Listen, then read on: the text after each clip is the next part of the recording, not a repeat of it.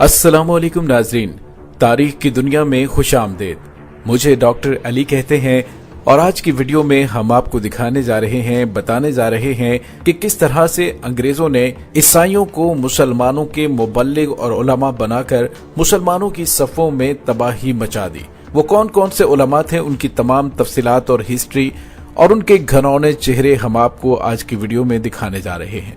Video की तफसील में जाने से पहले हमारे चैनल को सब्सक्राइब कर दीजिए और बेल आइकन को जरूर दबा दीजिएगा ताकि हमारे आने वाली नई वीडियोस सबसे पहले आप तक पहुंच सके। और कमेंट सेक्शन में पाक फौज जिंदाबाद का नारा कमेंट जरूर कीजिएगा। नाज़रीन, ईसाई ये समझ चुके थे कि अगर मुसलमानों को शिकस्त देनी है तो सबसे पहले मिंबर इस्लाम को हाईजैक कर लिया जाए, यहाँ से उभरने वाली रोशनी की हैयत को बदल दिया जाए। अंग्रेजों का ये मंसूबा चंद सौ लोगों पर मबनी था, लेकिन उसके नताइज एक फातेह फौज से कहीं ज्यादा बढ़कर थे। नाज़रीन, आज की वीडियो में यही कुछ हम आपको बताने वाले हैं कि कुफार का ये मंसूबा किस तरह से वकूफ पजीर हुआ और इस मंसूबे के जासूस किस तरह से काम करते थे। नाज़रीन, नवाब राहत खान चितावरी 1940 में उत्तर प्रदेश के गवर्नर थे। चूंकि इन्हें मुस्लिम लीग और कांग्रेस की सियासत से कोई सरोकार नहीं था, ये हम वक्त अंग्रेज के मुफाद के लिए काम करते थे और इसी वजह से अंग्रेज भी इन्हें दिलो जान से अजीज रखते थे। एक दफा ये सरकारी दौरे पर बरतानिया पहुंचे तो इनके एक अंग्रेज दोस्त ने ऑफर की कि नवाब साहब, अगर आप चाहें तो मैं आपको एक ऐसी जगह दिखा सकता हूं जिसे आज से पहले किसी हिंदुस्तानी या मुसलमान ने नहीं देखा। नवाब साहब ने बड़े तजस्सुस से कहा कि अगर वाकई इस तरह की कोई जगह मौजूद है जो इतनी पुरस्कार है तो मैं उसे जरूर देखना चाहूंगा। उस अंग्रेज दोस्त ने बरतानवी हुकूमत से इजाजतनामा लिया और नवाब साहब को एक जंगल किनारे ला खड़ा किया।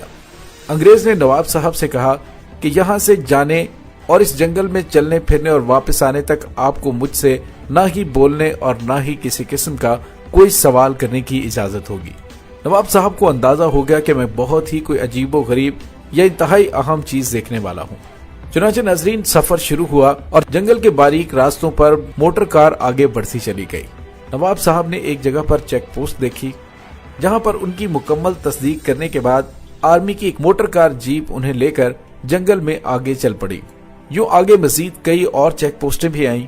कई जगहों पर उन्हें चेक किया गया, उनके सारे मामलात को देखा गया और उनका इसी तरह से सफर आगे जारी रहता।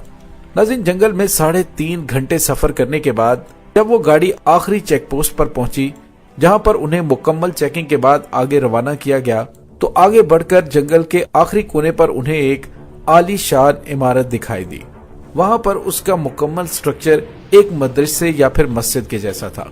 वो अंग्रेज दोस्त और नवाब साहब उस मदरसे में दाखिल हुए, जो कि जंगल के बीचों बीच बहुत ही खुफिया जगह पर बनाया गया था। अंदर दाखिल होते ही नवाब साहब ने देखा क्या ईमान अफरोज मनाजर थे।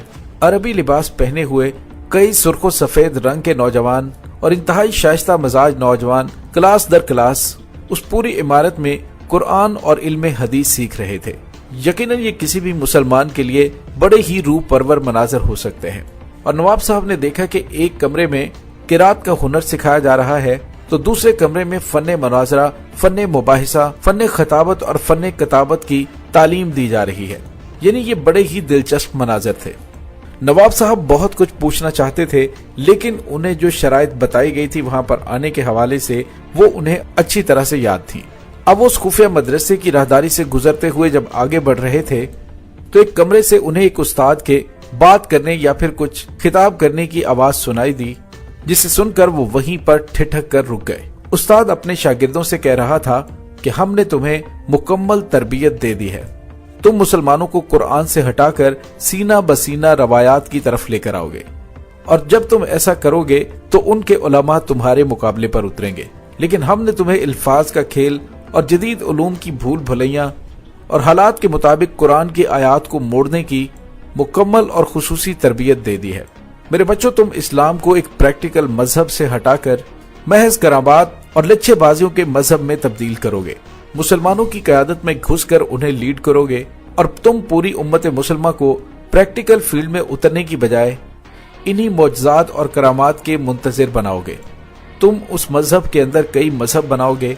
तुम मुसलमानों को हाथ की लकीरों, फकीरों और सितारों में उलझाओगे।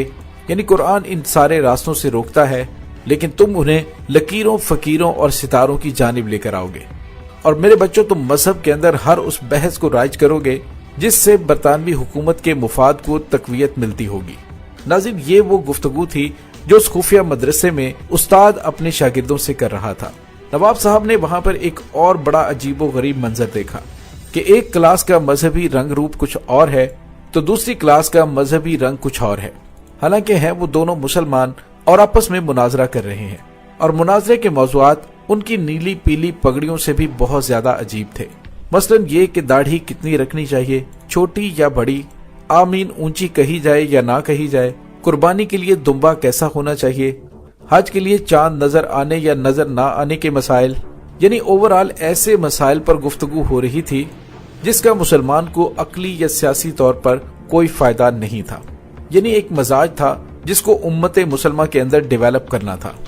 ناظرین، نواب صاحب اور ان کا انگریز دوست اس خفیہ مدرسے سے جنگل کے بیچوں بیچ واپس لوٹے تو اپنے انگریز دوست پر سوالوں کی بوچھاڑ کر دی، اور جواباً اس انگریز دوست نے فقط اتنا ہی کہا کہ نواب صاحب، اس مدرسے میں بھلے ہی قرآن کی خوشنما آواز گونج رہی تھی، بھلے ہی اس میں علم حدیث کے خوبصورت الفاظ سنے جا رہے تھے، لیکن آپ کو یہ سن کر حیرانگی ہوگی کہ ان سننے، سنانے اور پڑھنے پڑھانے والوں میں ایک بھی شخص مسلمان نہیں تھا، بلکہ یہ تمام کے تمام برطانوی انٹیلیجنس کے لوگ ہیں جو تمہاری مسلم کمیونٹی میں گھسنے کے بعد تمہارے مذہبی اور روحانی پیشوا بنیں گے۔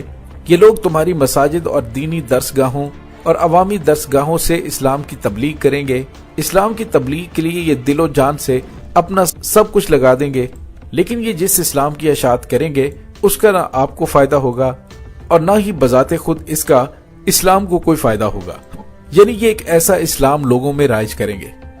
ناظرین، نواب صاحب سے منسوب یہ کہانی انٹرنیٹ پر اور کتابوں میں کافی زیادہ زیر بحث آ چکی ہے۔ بہت سارے اہل علم نے تو یہ تک کہا کہ بھلا کیسے ایک جاسوس اپنے انٹیلیجنس اداروں کی سالوں کی محنت اور اپنی اربوں روپے کی انویسٹمنٹ اس طرح کا ایک وزٹ کروا کر اس محنت پر پانی پھیر سکتا ہے۔ یہ محض ایک کہانی ہے۔ اب یہ کیسے ہو سکتا ہے کہ نواب صاحب کو انہوں نے جا کر انتہائی خفیہ ٹھکانہ دکھایا ہو اور نواب صاحب واپس آ کر وہ کہانی پوری دنیا کو بتاتے پھریں کہ مسلمانوں کے ساتھ یہ ہونے والا ہے؟ ناظرین، لوگوں کی جانب سے کہا جاتا ہے سو یہ کچھ حقیقت پر مبنی نہیں بلکہ ایک محض کہانی ہے۔ چلیے تھوڑی دیر کے لیے مان لیتے ہیں کہ یہ کہانی ہے جو ان سے منسوب کی گئی، لیکن ناظرین، برطانوی جاسوس ہمبرے تو ایک حقیقی کردار تھا، وہ کوئی کہانی نہیں تھا، جو کہ قرآن، حدیث اور علوم فقہ کا اتنا بڑا ماہر تھا، ایسا دبنگ انسان تھا کہ اس کے سامنے عرب کا ایک مشہور سکولر عبد الوہاب نجدی بھی لاجواب ہو گیا تھا تو وہ عیسائی لیکن مسلم علماء سے کہیں بڑھ کر علم جانتا تھا۔ اسی طرح عثمانی خلافت کے خاتمے کے پیچھے جو بڑے بڑے کردار ہیں، ان تمام کیریکٹرز میں آپ لارنس آف عربیہ کے کیریکٹر کو کیسے بھول سکتے ہیں، جس نے اپنی شعلہ بیانی، قرآن و حدیث پر دسترس اور الفاظ کے اتار چڑھاؤ کے ذریعے پوری امت مسلمہ کو دو ٹکڑوں میں تقسیم کر دیا تھا اور سعودی حکومت وجود میں آئی تھی۔ ناظرین، یہ تو صرف دو مثالیں ہیں، ایسے نہ جانے کتنے ہی فیک جعلی علماء جو اصل علماء سے کہیں زیادہ علم اور شہرت رکھتے ہیں، وہ ہماری صفوں میں گزشتہ 2 صدیوں سے موجود ہیں اور موجود تھے۔ یعنی صلیبیوں کا ایسا کوئی نہ کوئی ادارہ تو موجود تھا جس کی وجہ سے ہمفرے اور لارنس آف عربیہ جیسے کیریکٹر وجود میں آئے، جس نے امت کو کچھ اس طرح سے ٹریٹ کیا کہ آج ممبر پر بیٹھا ہوا کوئی بھی شخص ہمیں کچھ بھی سنا جائے تو ہمارے اندر اتنی اخلاقی جرت نہیں ہے کہ ہم اس سے یہ پوچھ سکیں کہ حضرت آپ نے جو مسئلہ بیان کیا ہے اس کی رسول خدا صلی اللہ علیہ وآلہ وسلم سے سند کہاں پہ ہے، اس کی سند ثابت کریں۔